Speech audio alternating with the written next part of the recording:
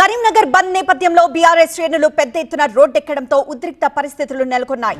కరీంనగర్లోని camp ఆఫీస్పై BJP శ్రేణులు దాడి, కౌశిక్ రెడ్డి కారును ధ్వంసం చేయడం లాంటి పరిణామాలతో బీఆర్ఎస్ బంద్కు పిలుపునిచ్చింది. బీఆర్ఎస్ శ్రేణులు నల్ల జెండాలతో బీజేపీ బండి సంజయ్కు వ్యతిరేకంగా నినాదాలు చేశారు. అయితే బంద్కు అనుమతి లేదంటూ బీఆర్ఎస్ శ్రేణులను పోలీసులు అడ్డుకునేందుకు ప్రయత్నించడంతో తోపులాట జరిగింది. దీంతో బీఆర్ఎస్ కార్యకర్తలను అదుపులోకి తీసుకుని పోలీస్ స్టేషన్ కు తరలించారు.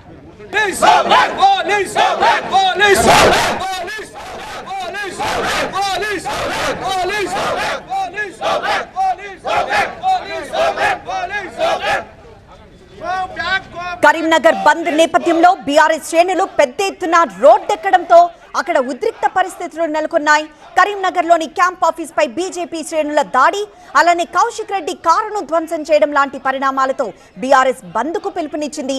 బీఆర్ఎస్ శ్రేణులు నల్ల జెండాలతో బీజేపీ బండి సంజయ్కు వ్యతిరేకంగా నినాదాలు చేశారు.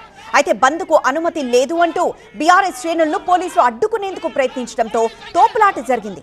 దీంతో బీఆర్ఎస్ కార్యకర్తలను అదుపులోకి తీసుకుని పోలీస్ స్టేషన్ కు తరలించారు.